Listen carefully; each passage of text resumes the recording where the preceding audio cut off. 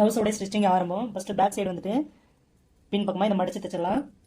நம்ம கட்டிங் பண்ணியிருக்கிறதுலேருந்து கரெக்டான அளவு வச்சு மடித்து ஒரு ஸ்டிச் பண்ணிடலாம்.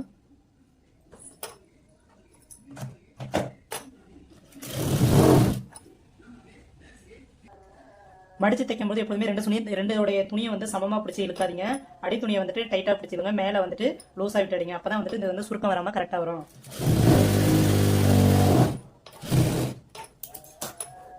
ஃப்ரண்ட் சைடு வந்து இதை தையல் ஓட்டி எடுத்து வச்சுருங்க.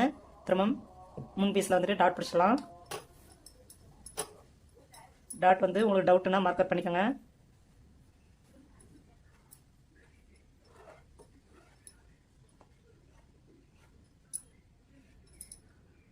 மார்க்கப் பண்ணிவிட்டு அதுக்கப்புறமா டாட் பிடிங்க.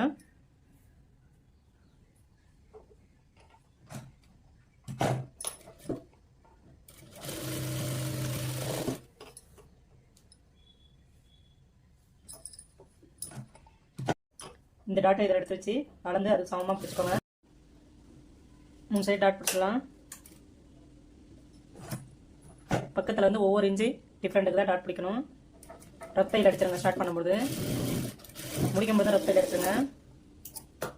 இந்த 2 டாட்டையும் எடுத்து இப்படி சமமாக வச்சிங்கன்னா அந்த முக்கோண ஷேப் நமக்கு அமையும். முக்கோண ஷேப் அமையும் போது இந்த ஆம்கோல் ஷேப்பும் நமக்கு ஆட்டோமேட்டிக்காக எந்த ஒரு ரிங்கிள்ஸும் வராமல் அழகாக வரும்.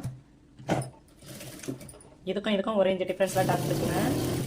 முடிக்கும் போது ரஃப் தையல் வச்சுங்க.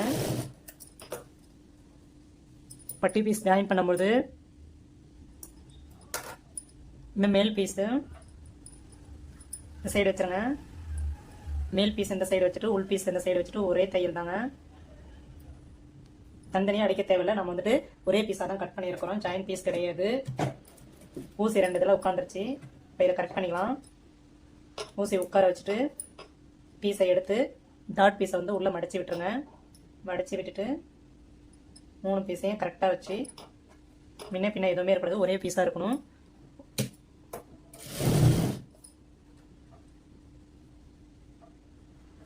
பீஸ் எல்லாமே உள்ளே போயிடும்.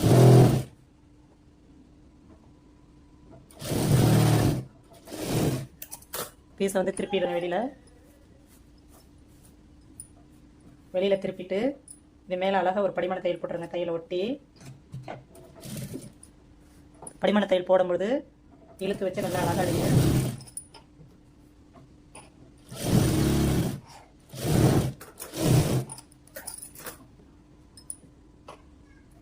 ரெண்டு பக்கமாக அடிச்சாச்சு. அடி பக்கம் வந்து உள் பக்கம் துணியை வச்சு 1/2 இன்ச்சு வெளியில் விட்டுட்டு ஸ்டார்ட் பண்ணலாம். நான் வந்து சிங்கிளாக தான் விட்டுருக்குறேன். ஏன்னா இது வந்து கரப்பகுதியை ஐ கட்டுறதுக்கு துணியை இழுக்க வேண்டாம்.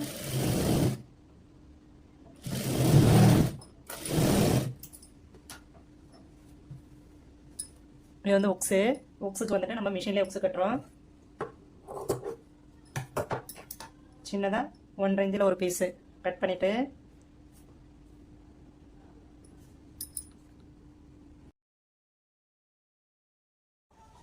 உக்ஸு சைடு 1/2 இன்ச்சு வெளியில் விட்டுட்டு ஸ்டிச் பண்ணிடலாம்.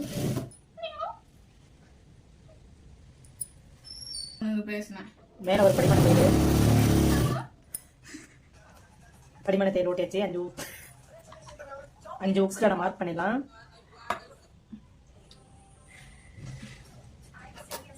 இன்னொரு பீஸை மேலே எடுத்து வச்சு ஒரு 1/2 இன்ச்சு வெளியில் விட்டுட்டு கொஞ்சமாக ஒரு தையல் ஓட்டிக்கலாம். மார்க் இருக்க சென்டரில் ஊசியில் ஒரு 2 குத்து உட்கார்ந்த உடனே திருப்பிக்கலாம். திருப்பி ஒரு 1/4 இன்ச் அளவுக்கு ரஃப் அடிக்கலாம். ஒரு உக்ஸு நுழையிற அளவுக்கு கேப் போட்டு சைடில் ஒரு ஸ்டிச் பண்ணிக்கலாம். பொறுமையாக அடிங்க. இந்த மாதிரி ஒவ்வொரு உக்ஸு மாட்டுறதுக்கான ஐ அடிச்சாச்சு. இப்போ எல்லாத்துலேயும் வந்து உக்ஸை மாட்டிடலாம். எல்லா உக்ஸும் மாட்டிடலாம். மாட்டிட்டு உங்களுக்கு உக்ஸு உள்ள நுழையில அப்படின்னா லைட்டாக இதில் கேப்பு ஓப்பன் பண்ணிக்கோங்க.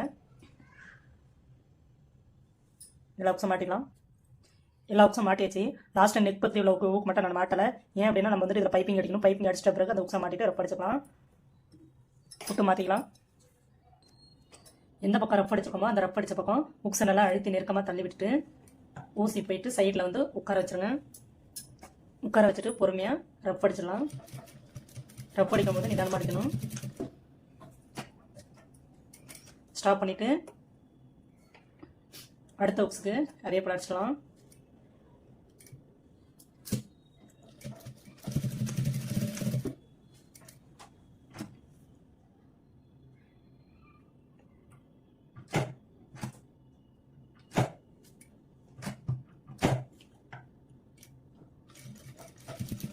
உக்ஸு ஒட்டி அடிக்கும்போது கொஞ்சம் நிதானமாக அடிக்கணும். உக்ஸு மேலே வந்து ஊசி அடிச்சிடுன்னா ஊசி உடஞ்சிரும்.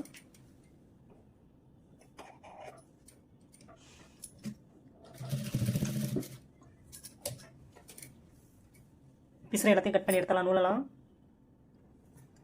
திருப்பி போட்டு இந்த பீஸை வந்து நல்லா மடிச்சுட்டு இந்த ஓரமாகவே வச்சுருங்க. தையல் வந்து ஊசி உள்ளே உட்காந்தோடனே ஸ்டார்ட் பண்ணிவிட்டு ஊசி உள்ளே உட்காந்தோடனே பிசுரை எல்லாத்தையும் உள்ளே மடிச்சுட்டு இந்த ஓரத்துலேயே ஒரு தையல் ஓட்டிக்கலாம்.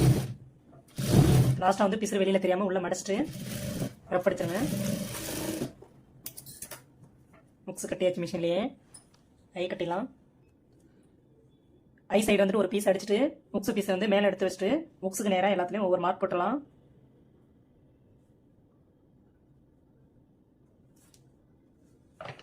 மார்க் போட்டு ஐ அடிச்சலாம்.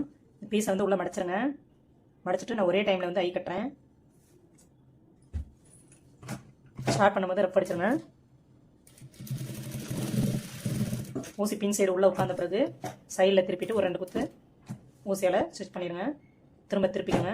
ஒரு 1/4 இன்ச்சு அகலத்துக்கு விட்டுட்டு ரப் அடிச்சிருங்க. இது மாதிரி ஒவ்வொன்றும் எல்லாத்தையுமே நிரப்பி அடிச்சிடலாம். ஒவ்வொரு மார்க்கர்கிட்டையும் ஐ 5 ஊக்ஸ் அடிச்சாச்சு. ஷோல்டர் ஜாயின் பண்ணிடலாம். ஷோல்டர் ஜாயின் பண்ணுறதுக்கு 2 ஷோல்டரையும் நல்ல பக்கம் வச்சு டைட்டாக ஓரத்துலேயே ஒரு தையல் ஓட்டிக்கலாம். ஓரமாக ஓட்டிட்டு பிசுறு வெளியில் வராததுக்கு தான் இந்த மாதிரி அடிக்கிறோம். ரொம்ப கார்னரில் பார்த்தீங்கன்னா இந்த கார்னரில் ஒரு தையல் ஓட்டிட்டு திருப்பி உள்பக்கம் தையல் ஓட்டிட்டோம்னா நமக்கு வந்துட்டு ஷோல்டரில் வந்து இந்த நூல் பிரிஞ்சு வெளியில் வராது, தெரியாது. ஸ்டார்ட் பண்ணும்போது ரப் அடிச்சிருங்க. 1/2 இன்ச்சுக்கு நம்ம எவ்வளோ விட்டோமோ அந்தளவுக்கு விட்டுட்டு தையல் ரப் அடிச்சிடலாம்.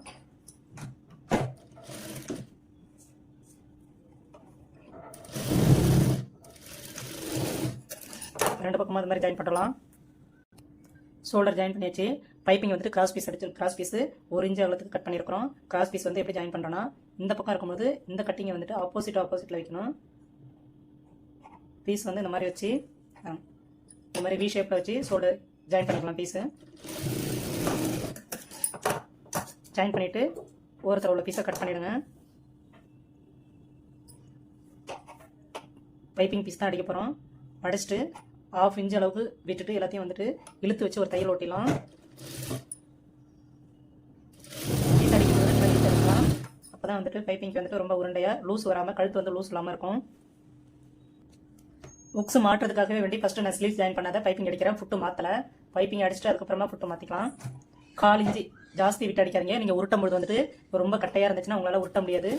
1/4 இன்ச்சை விட கம்மியாகவே லேசாக வச்சு இந்த ஓரத்திலே பீஸ் வந்து இழுக்க வேண்டாம். ஆல்ரெடி நம்ம வந்து இழுத்து தான் அடிச்சிருக்கிறோம்.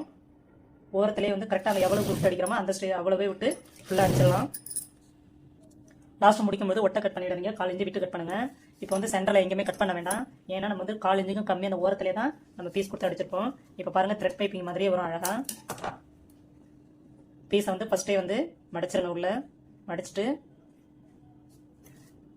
நம்ம ஆரம்பத்தில் எவ்வளோ சின்னதாக வந்து பைப்பிங் உருட்டுறோமோ அந்த ஸ்டேஜில் தான் வருவாங்க. நீங்கள் வந்து சிங்கிள் ஃபுட்டு கழட்டாமலே சிங்கிள் ஃபுட்டிலே வச்சிங்கன்னா வந்து ரொம்பவும் அழகாக பைப்பிங் உருட்டிக்கிட்டு வரும்.